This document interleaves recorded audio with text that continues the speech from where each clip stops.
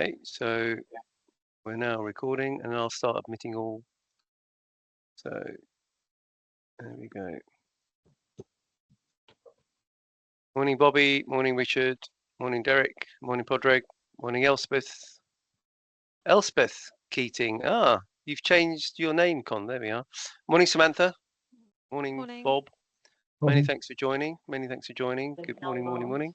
Hi there. If you've just joined, if you could mute, please. There's quite a bit of background noise. Just to let you know, Steve, it's really me. Oh, it is you. Ah, okay. Yeah, we can just call you. We can call you Elspeth going forward. I've got problems with my new computer. It won't let me join Teams, but it does let Elspeth. There we go. Well, that's good. That's good. Is Elspeth your wife or your daughter? She's my younger daughter. Okay. Okay, no problem. Well, welcome. Thank you. Welcome, Chris. If you've just joined, if you could please mute, please, that'd be great. Lisa, if you could mute. Podreg, if you could mute as well. Chris Bumford, if you could mute. Thank you. Perfect. Okay. Right. Let's. Yeah, that's good. Okay. Morning, everybody. Welcome to this week's edition of Pension Playpen Coffee Morning. Delighted to have David Fairs from LCP on with his thoughts on the DB funding code. As usual with Pension Playpen, we like this to be interactive. If you'd like to at any point raise a hand, ask a question, then please do. If you want to make a point in the chat, please make a point in the chat or put any links in there that you wish. And but you do know that Henry or I will bring you in and try and make it as interactive as possible. A little bit of housekeeping. We are being recorded, so everybody thumbs up. Adrian, Derek, JQ, Samantha, everybody's happy to be recorded. And the video should be available this afternoon after the session's finished. So without any further ado, David, I'll pass over to you and thank you in advance for your time this morning and look forward to it. Thank you very much. Hopefully my slides have appeared on screen, have they? They have, yep. Very good. So I probably should start by saying that anything I say this morning on my personal comments, I am not speaking on behalf of the pensions regulator as I no longer work there. But what I thought I'd do is take a little bit of a step back from the new funding code and just maybe challenge and question, why have we got the funding code that we have? Why don't we have a different system? I'll talk a little bit about the sort of the ecosystem as I see it around the funding regime, and then relatively quickly talk about some of the key features of the new funding code. So in terms of options for funding, I mean, there are many different types. You could have a system, and indeed in Germany post-war, they had this system where corporates would make a promise to their employees, and there were no assets set aside behind that promise. And the logic was the assets were best kept in the corporate and help rebuild the German economy. You then have the challenge of, well, what happens if the company becomes insolvent? Because then there's nothing standing behind the promise. And so in Germany, they have an insurance system that means that if there's a corporate failure, then the promise that's been made to individuals still gets made. So you could have a funding regime where assets are not set aside, there's a promise, but you deal with the sort of corporate insolvencies by having insurance. Equally, you could go to the other extreme and you could have funding to such a high level that if the corporate sponsor becomes insolvent at any point, there's enough money being set aside to pay members' benefits in full. Probably somewhere in the middle, you could have funding on a best estimate basis, and you could still have a level of insurance that if the sponsor becomes insolvent, then actually members' benefits are still paid. And compared to the current system that we have in the UK, where funding is on a conservative basis with the PPF standing behind it, if you move to a funding regime where technical provisions were set on a best estimate basis, then it does mean that if you have a corporate failure, then the claim on the pension protection fund would need to be higher because it's you're underwriting a significantly greater risk. And so the levy that the PPF charges would be different, and potentially how that's allocated to individual sponsors would be important. And I think in the UK, the Pension Protection Fund and the rationale for the Pension Protection Fund does have quite a significant influence on the shape of the way the funding regime operates in the UK. And you all know that one of the objectives of the pensions regulator is to protect the Pension Protection Fund. So I'd argue actually that the Pension Protection Fund has a significant influence on the way that funding actually operates in the UK. And why is that? Well, we've sort of ended up with the funding regime we've got as a result of a number of things that are happening in the marketplace. I've cut it off at the top, but this is a Daily Mirror headline following the collapse of Carillion. But in the UK, we do seem to have an over focus or a significant focus on protecting members' benefits when the sponsor becomes insolvent. And that almost seems to have a higher level of priority than what is the most efficient way of funding a particular set of defined benefits. But nevertheless, in the UK, we've had a number of scandals, BHS, Carillion, and so on, where people have lost their jobs, but also the headlines normally kind of follow that somebody has fallen into the PPF in order to get their benefits. It's never quite the PPF has stepped in and given members security of pensions. And I've got there Frank Fielder, who's obviously chair of the Work and Pensions Select Committee, who gave all the players in the likes of BHS, Carillion, quite a hard time. And some of that headlines then shaped the funding regime that ultimately that we end up with. But the regime is probably more complicated than that. There are a whole bunch of different players who are involved. And when I was at the regulator, I used to have to shuttle around all these people in terms of understanding what their expectations are around the funding regime. And so if we start with DWP, then you might, and this is a slightly simplified, obviously, for this presentation. But DWP's priorities are that members generally get the benefits that they're expecting. They do get lobbied from time to time about the costs of any funding regime or any changes to the funding regime, but the primary concern is that members get the benefits that they're promised, and that sponsors and inevitably you always get sponsors who try to push the system to its limits to try and see if there are arbitrage opportunities. So DWP's concerns have legislation that means that if sponsors are supporting a DB pension scheme, then they contribute to it appropriately. Next player, Treasury, obviously concerned around the level of tech support that goes to the funding regime. But probably the bigger concern is the impact on UK PLC.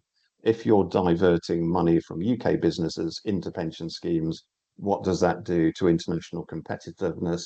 What does it do in terms of growth of UK companies? Are they hindered when they're acting on the international stage? And Treasury always had an interest in terms of gilt issuance, probably a greater degree of interest post September 22, for fairly obvious reasons. Sponsors, I think the attitude of sponsors is changing. DB pensions was seen as an employee benefit.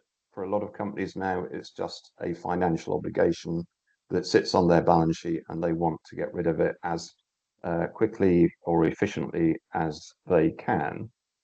And I think that has changed over time as DB pensions have closed to new entrants and future accrual. Bank of England obviously got an interest in the economy, in financial markets and the stability of those financial markets, and also an interest in gilt issuance. And as we saw in September 22, pension schemes are significant holders of gilts, and particularly index-linked gilts. And so if pension schemes are buyers or sellers, then they can quite often move the market, as I say, as we saw September 22. Pension protection fund, as I said, I think it does have a significant influence on the pension system that we have. And obviously its obligation is to meet any claims. So if a sponsor becomes insolvent, takes over the assets and liabilities and continues to pay pensions. But it in itself has a very conservative approach to its own funding. It's intended to be fully funded by 2030, and in fact, it's probably already got to being fully funded. Obviously needs to remain solvent, and the fact that the government doesn't officially stand behind it means that it's going to take a very conservative stance. It's going to look at a high probability that it's going to be funded.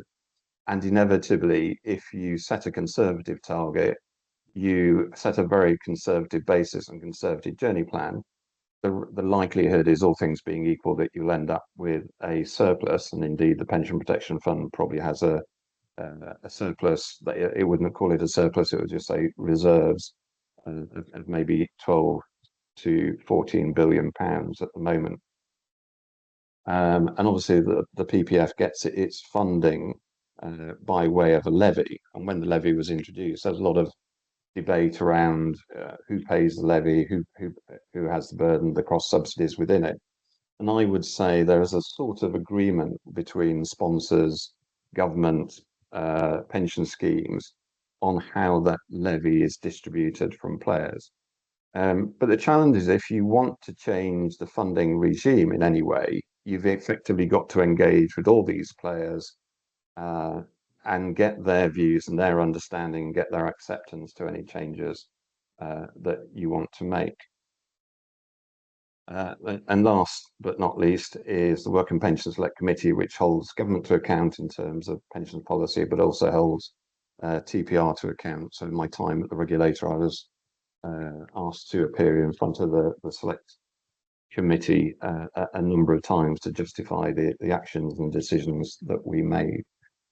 So that's just by way of a preamble in terms of the kind of where the funding code sits. And this particular funding code has had an incredibly long gestation, started with DWP white paper back in March 2018. And the white paper, in very simple terms, said largely the system works, but the reality is that most schemes are now closed to new entrants and future accrual, so they have a finite life. And at that time, significant number of DB pension schemes were in deficit.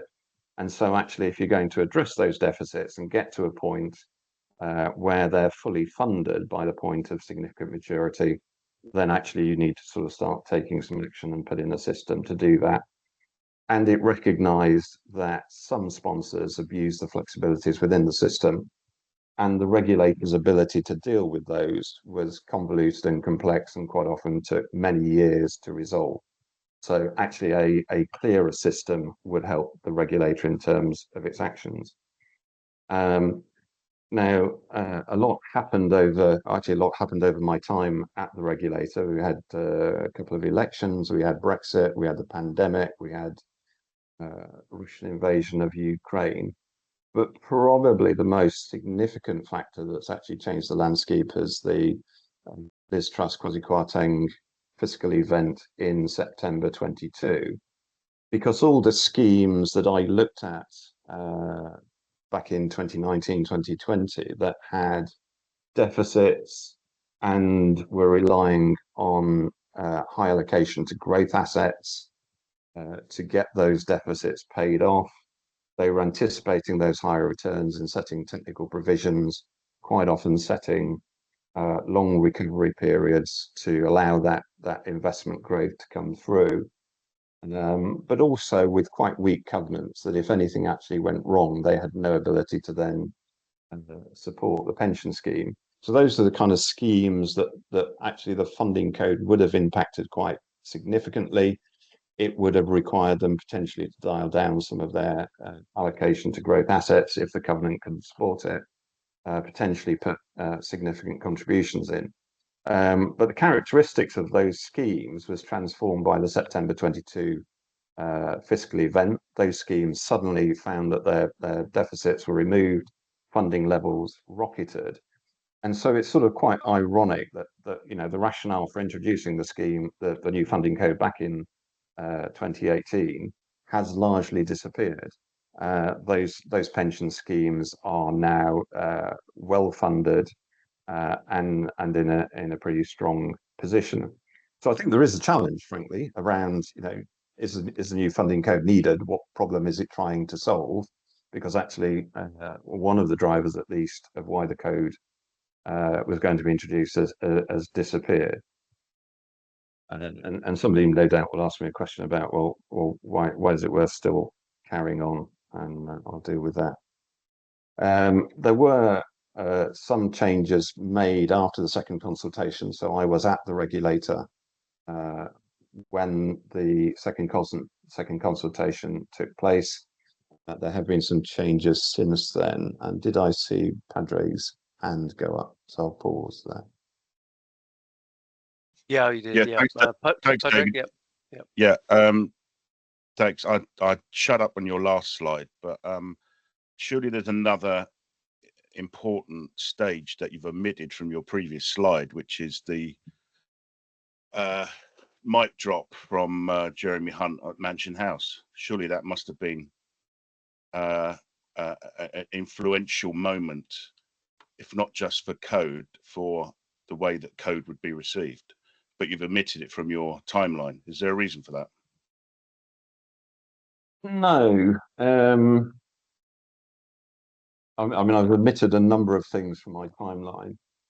Does that fundamentally change the shape of the new funding code? I suspect not.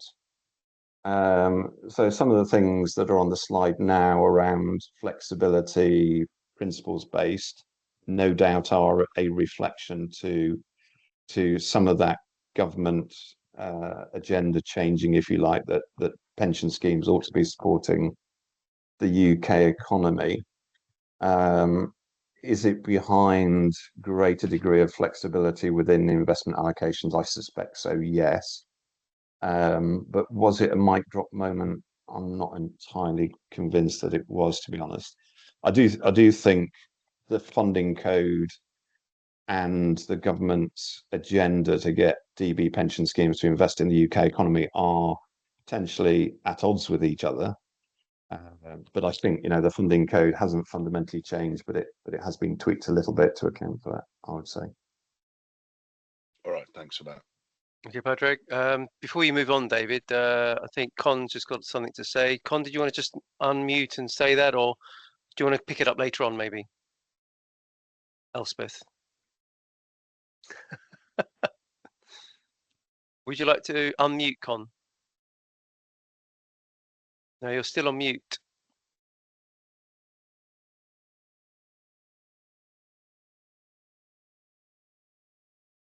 Sorry. There we go. Using my daughter's login gives me a completely different layout of functions on the computer for some reason. The only point I wanted to make in that comment I put in the chat is a very simple one. Half the rise in discount rate levels in 2022 actually occurred before the crisis in September. The question which hasn't been answered is when and how did the funding improvement really occur?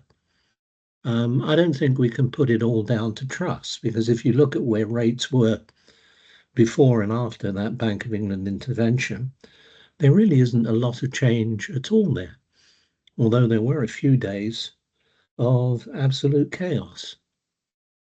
It's a comment rather than anything else. Okay. Thanks, I mean, Con. you're absolutely right, Con. Interest rates for the whole of 22 were rising, and prior to that, and the regulator did put out a number of comments to that impact, to that effect, and also around liquidity. And it's probably fair to say that liquidity, I think, appears in this funding code significantly more times as a result of September 22 than it probably did prior to that. I think there are 62 mentions of liquidity in the new funding code as a result of that. So from the second consultation, where I was involved, to the final code, a little bit more flexibility, more principles based, move away from some of the specific tests that I put into the second consultation. And I think, on the one hand, that's great for sponsors and schemes, but it does present a bigger challenge to the regulator, that some of the lines that it had, so if you put a toe over the line, the regulator would take action, are now a little bit blurrier. It will be interesting to see whether the regulator starts taking some funding cases to try and establish a very clear line of what's acceptable and not, because the line is a little bit blurrier now, I might say. So in terms of the code itself, what is it trying to do? And obviously this is reflecting the regulations. So trustees and employers have to agree a funding and investment strategy. So they have to decide on a long-term objective and a journey plan on how they get there, and the funding and investment approach that they'll adopt on that journey plan. When do they have to decide what their objective is? Well, there's this concept of significant maturity. And broadly, I think, if you think about when a pension scheme has mostly pensioners in it, that is significant maturity. And in a very simplistic way, what the funding code is trying to say is, by the time you get to be a pensioner, then there ought to be enough money in the kitty to pay the pension for as long as you then live. I mean, that's the essence of what the code is trying to say. And it's fairly understandable, if you as an individual reach retirement and there was still an IOU note in the kitty, then you'd be a little bit worried whether that IOU was going to be paid and you'd have enough money to pay your pension. So significant maturity is, broadly speaking, when most of the people in the pension scheme become pensioners. And this concept of if you have got a deficit, you should try and deal with it as quickly as possible. I think people got quite excited about the fact that appeared in regulations. Actually, from the regulator's stance, that was not really a shift in position from that which they'd had before. It was just being spelt out a little bit more clearly. So have an overall objective, have a journey plan on how you're going to get there. And your kind of objective probably is one of these four things. Either you're looking to buy out, in which case you might just try to get to the buyout position as quickly as you can and get rid of the scheme. You might choose to run on. And interestingly, the survey that LCP did earlier this year suggested that more schemes now are looking to run on than buy out. There's the option of transferring to a super fund. The regulator has set out its terms for profit extraction of super funds, so that might become a more popular option in due course. And if you're an open scheme, you might have the intention of staying open. And the funding code is not designed to steer anybody in any particular direction. The regulator is completely indifferent to which option schemes choose. It's entirely a matter for sponsor and employers. Some people say, well, the regulator's pushing people to buy out, but that's not the case. Quite happy if schemes run on or choose other options. When do schemes reach significant maturity? Well, part of the rationale back in 2018 of looking at introducing the new funding code is that schemes actually have quite a long time on the whole of when they're going to get to the point that the majority of their membership is pensioners, or when they reach significant maturity. So a quick survey of LCP clients says there's probably around 10% that might reach significant maturity in the next 6 years, but something 40% of our clients don't reach significant maturity for a period of at least 15 years. So the point where you have to be fully funded and have a low risk investment strategy for most schemes is quite significantly into the future. So at this point of significant maturity, the idea is that you ought to be able to operate without expecting money to come from the employer, the sponsor. That's not to say that you can't ask for money, but the expectation in terms of what you're aiming for should be that you think you've got enough money that you're not going to have to ask the employer for more money. And by that stage, you should be fully funded and you should have a low level of investment risk. So you shouldn't be relying on a high risk investment strategy to pay people's pensions once you've reached that point when most people are pensioners. Fully funded is an interesting one. The funding regime is designed with a very high probability of members getting their full entitlement. And if you design a funding regime where there's a really high probability members get their full entitlement, then under most circumstances, you're going to end up generating a surplus. And if you close to new entrants and future accrual, then there's a danger that you end up with a trapped surplus. My view is that fully funded should mean that you can have some of the assets in an escrow account or some secure operation. They don't actually have to be in the pension scheme to avoid having trapped surplus. The regulations don't allow that. The regulations say you have to have the money in the pension scheme. And to my mind, that does mean that last government was talking about surplus extraction. We'll have to see what the agenda is for this government. But for my mind, it is important that there is a mechanism for sponsors to get money out, because if you're putting money into a scheme to ensure it's fully funded, on a very conservative basis, you're going to generate surplus, and that surplus potentially is going to be trapped within that. And I can see employers, if nothing changes, being quite creative on how they look at fully funded, because the last thing I want to do is put too much money into the pension scheme and find that they can't get that money back.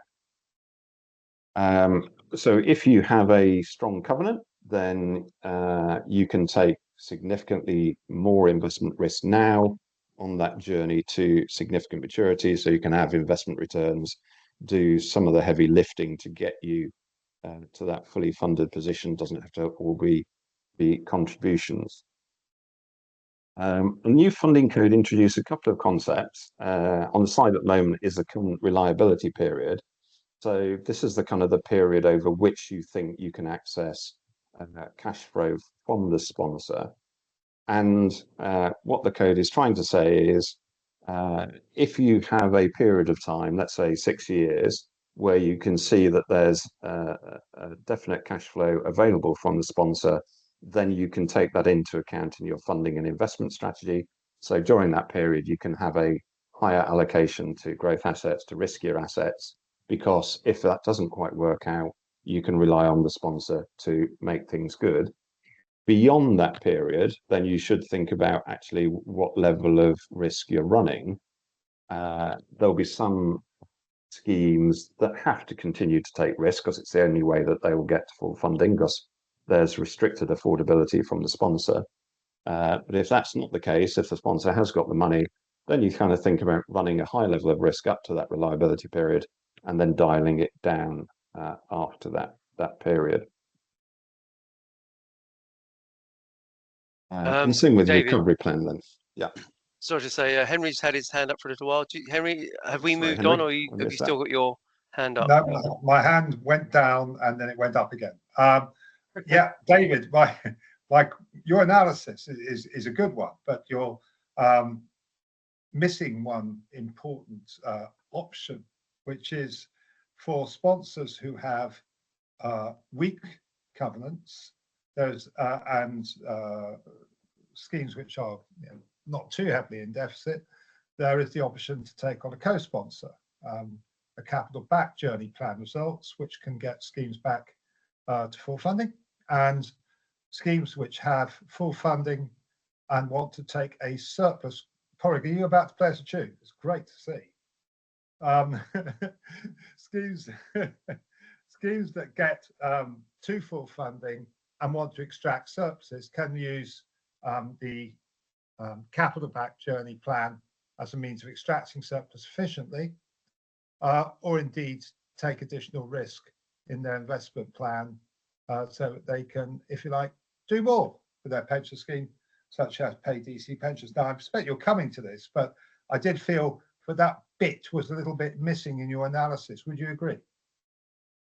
Yeah, I think that's a fair challenge, Henry.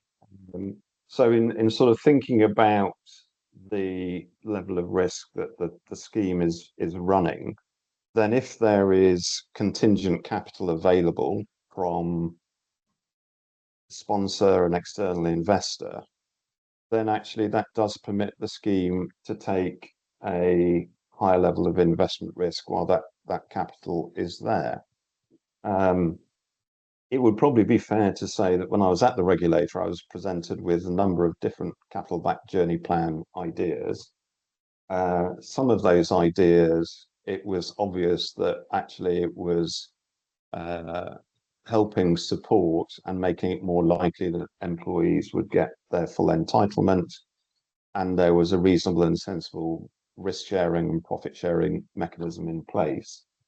But equally, there were some arrangements that I saw that were so skewed to the private equity house in terms of the operation that you could almost characterize it as the private equity house taking a bit of a gamble with members' money, and members would suffer the downside and the private equity house would gain the vast majority of the upside. And the challenge for the regulator is the difference, the technical difference between some of those structures is incredibly fine. And so it's quite hard on a technical basis to distinguish things which you think are good for members and those which are good for the private equity house, putting them up at the risk of prejudicing members' benefits. Now, my understanding is the regulator is going to issue some guidance on structures that it likes and structures that it probably less likes in due course. So we'll have that. But you're absolutely right, Henry. These structures can help improve the covenant, if you like, and therefore enable the scheme to take a high level of investment risk. I thought that guidance was already here in the form of the super fund guidance, which was issued a couple of weeks ago. Appendix E, of which I have in front of me, is very specific about what they consider good and what they don't consider good. So hopefully we'll see more of these capital-backed journey plans arriving with the approval of the regulator. Yeah, well, my understanding is you're going to get some more guidance, Henry. So even more, have too much guidance from the regulator. Wow, thank you very much for that, David. Excellent. Okay, moving on. Yeah, moving on. So you have got, I mentioned you've got this covenant reliability period where you've got sight over certainty of cash flows, but within the code is also this period of covenant longevity. How long do you think the sponsor is going to be around for? And the level of risk that you can take is dependent on how certain you are over those cash flows, but also is the employer going to be around? How long is it going to be around? So, you might characterize it as, if you're a manufacturer of diesel engines and the government has said by 2035, we're going to move entirely to electric cars, you might have a view that the longevity of your employer, unless they can significantly shift their business, is probably up to the period of 2034, 2035, when what it does with its core business is going to be legislated against. So trustees have got to, and sponsors have got to have this kind of view of what's the reliability period, what's the longevity period, and clearly when you think that the sponsor is not going to be around anymore, then the level of risk that you take either in the funding strategy or within investments has got to be commensurate with that.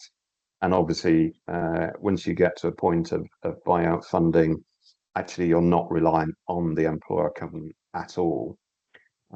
And it's quite interesting seeing some sponsors, some schemes do still quite a lot of covenant analysis when they've got to that point, but actually you've already got enough money that if you choose to you can buy out, or if you choose to run on, you can run on. And the chance that you might need to go back to the sponsor is extremely unlikely. So I say, within the code, there is this concept of proportionality. And when you no longer are dependent on the covenant, you shouldn't be spending huge amounts of money analyzing the covenant, because actually you don't need it anymore. You've got enough money in the kitty already. So here's some analysis in terms of LCP schemes, which sort of, I think, broadly ties in with what the regulator's saying. But when I was at the regulator before 2022, it was beginning to look like around half of the schemes would satisfy fast track, half the schemes would go down bespoke. But there are a significant number of schemes that had a deficit. Whereas we're in the position now that on the gilts plus a half basis, something like 2/3 of schemes have a surplus. And what the funding code says is you have to, by the point of significant maturity, have a low dependency investment allocation. But actually 2/3 of schemes will have a surplus on that basis, and you can invest the surplus however you want. So if you want to invest the surplus in 100% in growth assets, you're entitled to do that. You want to come back in and challenge me? Yeah, I'm surprised at the longevity of some of those funds. 20 plus years durations are as rare as hen's teeth. But when you look at what you've got there, you've got a dozen or more schemes that have durations greater than 20 years, which strikes me as being very odd. I mean, one of the most obvious schemes to look at in that context is USS, which is fully open and has a pretty generous inflation structure in it. And their duration is around 18 years, a bit over 18 years. I'm surprised by the numbers that are being shown there. When I looked at schemes, I looked at a sample. It's only 137 schemes, and it looks like you've got a couple of hundred in that diagram. 51% of schemes were funded at better than low dependency or gilts plus 0.5%. In an earlier presentation, I think LCP was saying that it was 85% of schemes. So I'm not sure how the valuations that are implicit in that diagram are being arrived at. I think that the funding level or the funding needs that are actually going to arrive under low dependency are far higher than were estimated by TPR or indeed by this diagram. Yeah, so actually I'm going to come on to, so this is funding relative to gilts plus a half. I'm going to come on to some more detailed stats on fast track, which might be where your 85% came from. So I'll come on to that. Yeah, I think it did. But let me summarize. So what do you have to do? Well, it's important that you understand how much risk the covenant can support, and understand this concept of covenant reliability. How visible and certain are the cash flows from the sponsor? Once you understand that, then you understand the level of risk, investment and funding risk that you can take.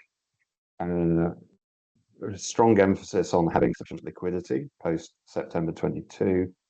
And importantly, that you have an investment journey plan on how you're going to get from where you are to your low dependency position. And by the time you get to significant maturity, you've got to have an investment strategy, highly resilient, sufficient liquidity, but at least 90% liability hedging. And the regulator does have this strong belief in hedging. and as that's not changed post September 22. So that's in there. In terms of approach from the regulator, it is looking at actual valuations under fast track if they meet 3 set criteria. If they can't meet those 3 set criteria, then it will look at them under bespoke. And as I said earlier, in the sort of pre-2022, it was beginning to look like 50% would go down fast track, 50% would go down the bespoke route. But again, this is LCP clients. 85% of schemes meet the technical provisions test. 80% of them meet the recovery plan test, recovery plan less than 6 years. And in terms of the investment stress test, 90% of clients. So the vast majority of schemes now will be able to go down the fast track route.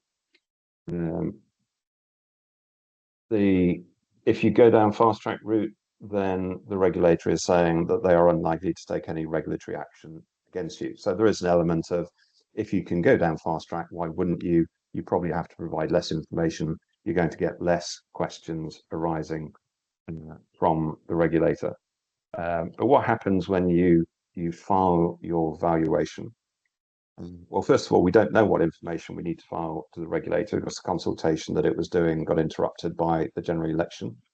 The indications were it's going to ask for an awful lot of information. And that, no doubt, is in response to some of the criticism it had in terms of select committee, where it didn't hold detailed information in terms of the state of funding of the plan. So it's now going to ask for a lot of information. So the regulator's got to finalise that. And it's got to build the system in order to gather that data. Now, my suspicion is the regulator will say, please don't send us any information on your actual valuation until January or maybe even April next year, whilst it finalises the information it wants under fast track and bespoke, and it builds the system to gather that. If you submit under the fast track, no doubt the regulator is going to sample test to make sure that the scheme does actually meet the 3 tests that it's supposed to. Under the previous regime, we did have schemes that were artificially creating surplus, so they didn't have to file a deficit recovery plan. So there will be some checks on fast track, but a lot of the resource, I think, will be diverted to bespoke. The regulator doesn't have enough resources to look at every valuation that's submitted under bespoke. Might look at 10 or 15%. Look at a sample those cases, looking at the strength of the covenant, looking at the level of risk, and seeing whether that is justified. And the regulator has been using machine reading to look at TCFD reports. I've no doubt that it will use machine reading to look at funding and investment strategies, to take the 1,500, 1,600 valuations that it expects to get, look at those, and then use that to highlight where it needs to spend most of its attention. And it will no doubt look at some of the worst cases, and by worst cases I mean those that are running significant risk relative to covenant. But also, I think we'll look at schemes that have got high asset returns, long recovery plans, things that might look a little bit odd, where it will just ask for further information, clarification, and potentially take action. David, so the valuation. Before we move on, we've got a hand raised by Rosalind Connor. Rosalind, do you want to ask your question, Rosalind? Thanks. Sorry, David, this is something that's you've sort of referenced a bit as you've gone along, which is this point about investment, the level of investment risk that the scheme can take. And I really appreciate your thoughts on the kind of dance I think the regulator has to do with the fact that legally, nothing in the funding code, nothing in statement of funding investment principles affects how the trustees invest. They invest in accordance with their investment powers, and they have those. and the legislation hasn't encroached on those powers at all. And I know it's something that the APL bangs on about a lot, but I think it's rather difficult because whereas that is undoubtedly the legal position, it's quite a difficult dance, isn't it? Because you can't really talk about funding and taking funding risk when you're not thinking about what your actual investments are as against the investment assumptions that you're running into evaluation. So I think the regulator's guidance has kept the right side of that line. But I mean, I think there's a real conflict there, but obviously I'm not an actuary and I'd appreciate your thoughts on that. Yeah, I mean, I think there is a challenge in that in primary legislation, the funding and investment strategy has to be agreed by the employer and the trustees. And of course, if you push that ultimately, then as the scheme reaches significant maturity, you might say that the employer then has a say over investment strategy, which it was potentially never intended it should have.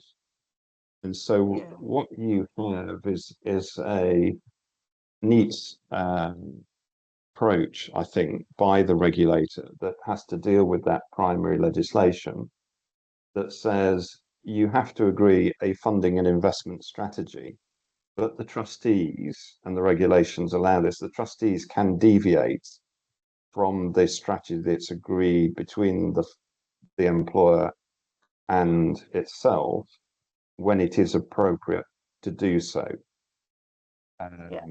So it's a case, I think, where the primary legislation and the regulations, in a sense, are not helpful, but I think the regulator has been quite creative in finding a solution which fits the primary legislation and the regulations in a way that was probably the regulatory intent.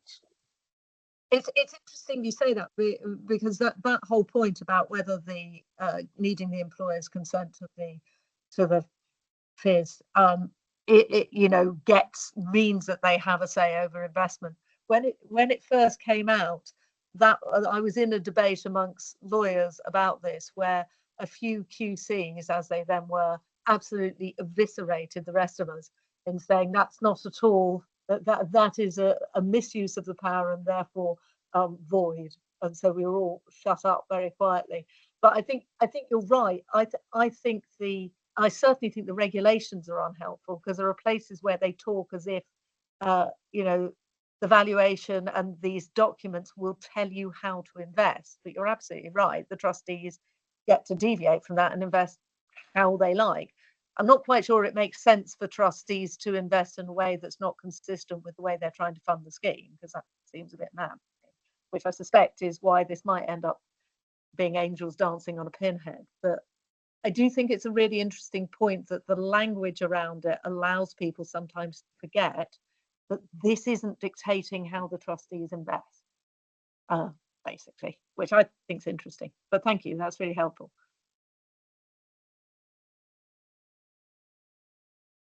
I mean, I sort of rattled through that, but quite happy now to take any questions that people have. Yeah, we've got quite a few comments in the chat, David.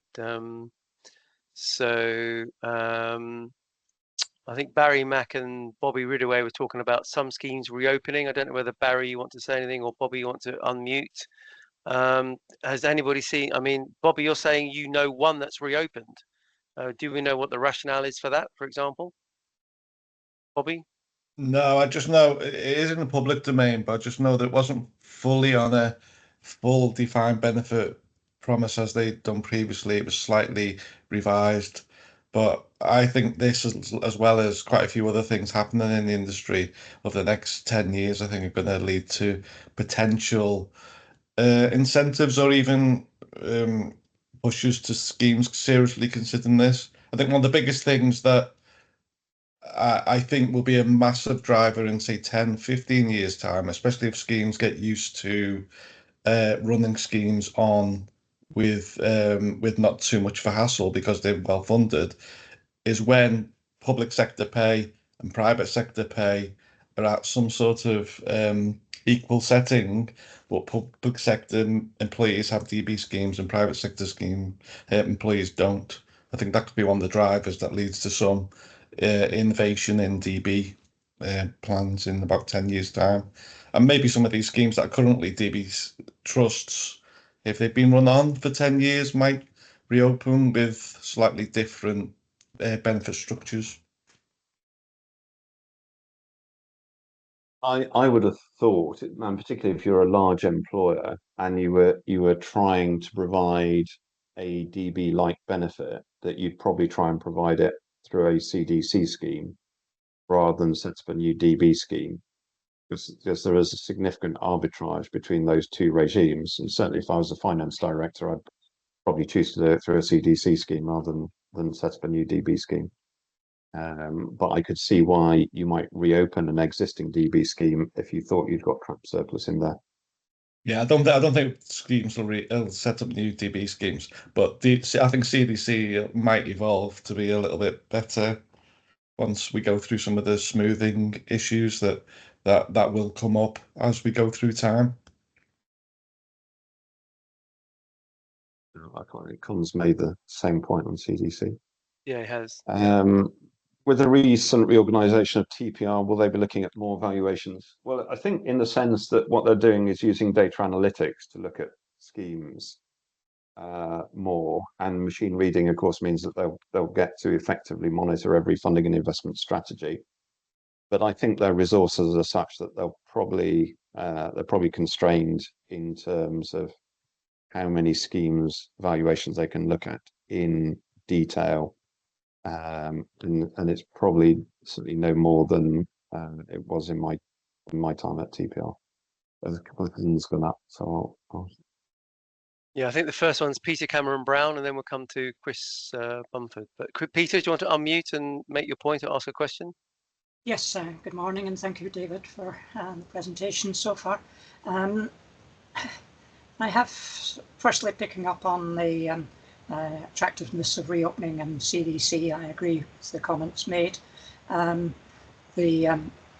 there's companies with existing DB schemes fall into two categories. Ones with large surplus, where getting one of the applications of the surplus was to provide alternative benefits within the scheme and use that to offset contributions future, reducing the costs going forward. The second category are those with large deficits that cannot be funded in the relatively short term with reasonable confidence by the employer. And in such situations, opening a DB scheme to new accrual is quite an attractive option to them, because they have a flow of new contributions into the scheme, which allows them to offset the deficit on the existing benefits that have accrued in that scheme. And that may be pushing up the liabilities, but it gives the company a cash flow position that is attractive to it. Which brings me on to the wider point that I think the fundamental problem with this, in considering run-on and open schemes, is that we are trying to apply a wind-up situation valuation model, risk analysis model, to such schemes, when in fact the real risk to any scheme is in fact cash flow. Is it able to pay the pensions as they fall due out of the cash flows of the scheme? Now, those cash flows come from contributions, they come from interest on and dividends from investments, and ultimately the one thing that we want to minimise at any stage in the scheme is the sale of capital assets to generate cash flow. And we're not measuring that by using a gilt-based valuation model, because that is assuming and that is forcing the schemes to consider that thing which does not necessarily meet the requirements for cash flow matching. to the liabilities of the scheme. And I think that's fundamentally a problem with the whole approach. Wonder what your comments are on that. Yeah, I mean, couple of points. So if you have a scheme that's got a significant deficit and the regulator believed that new entrants to that scheme were fundamentally being misled in that they thought they were getting a defined benefit promise, which the scheme and the sponsor were just not realistically able to provide them with, then I would expect the regulator to step in and ask the trustees to close the scheme. Now, I'm trying to think whether it's ever done that or whether it's the employers just tended to have given mental. the scheme contingent assets to cover the potential deficits. So, yeah, well, I think in that case, you would argue that actually the members are not being misled, and it's reasonable and appropriate for that to continue. But as I say, I think if the regulators thought that new entrants were being misled, then it would step in some way, shape, or form. In terms of funding, the regulations do specifically allow you to have a cash flow matched discount rate. So you can absolutely take that into account in setting your technical provisions. I used to get exercised when I was at the regulator that some schemes would say that's what they were doing and they adopt a high discount rate, but actually they had not changed their investment strategy at all. And they were just using it as a wheeze to have lower technical provisions than they otherwise might. But actually, when it's done properly, or appropriately, the regulator and the regulations specifically allow you to do that. So that is allowable under the regulations and the funding code. Yes, we have the experience where we wanted to adopt that, and the regulator, at the time, long before your time, said, sorry, we will adopt our own gilt-based model, and so you can do that, but we'll just reconvert it to our model and assess you on that. And as a result, unnecessary contributions were sucked from the employer. These members' benefits have been curtailed because that was the nature of the scheme. So we're now left with a very large surplus, well outside the scope of the range that you displayed on your model. And wondering how we get back to that situation. So there we go. That's just my own experience, but so thank you. Let others take over. Thank you, Peter. Thanks. Chris, you're next, and then we'll come to JQ. So, Chris, you want to ask a question or make a point? Thanks, Steve. Yeah, thanks, David, for a great session.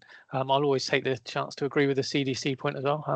Look forward to those. But my question was just on the, I work with a number of really, really small schemes. And in the code, it talks about proportionality and how these things can be applied in a proportional way. But for some of our schemes, like the sort of liabilities dominated by one or two members, and the sort of things change quite a lot. So if we undertake some of the analysis on kind of the sort of relevant date and the duration of the liabilities and things, it can change very quickly in a sort of single member movement. And we also work with sort of some employers that haven't traditionally had a lot of advice for their scheme, which has been a sort of very relatively small asset, but it feels like now they're going to definitely need help agreeing sort of things like the long-term low dependency investment allocation and things like that. Do you have a feel for sort of how proportionate the regulator thinks the work should be on the smaller schemes? Or? Yeah, I mean, I think the fact that the funding code requires all schemes to do what I would regard as proper risk management, set a proper objective, a journey plan, understand the risks on that journey plan are all good and noble things. My concern, particularly given the shift in funding levels, is that the administrative burden in carrying out everything under the code and demonstrating that to the regulator is going to be quite significant. And it's going to be particularly significant for the schemes that you're talking about. And so I might say I'm not sure it's going to be proportionate enough for the burden on your schemes not to increase potentially quite significantly. And I think that's a real challenge, frankly, because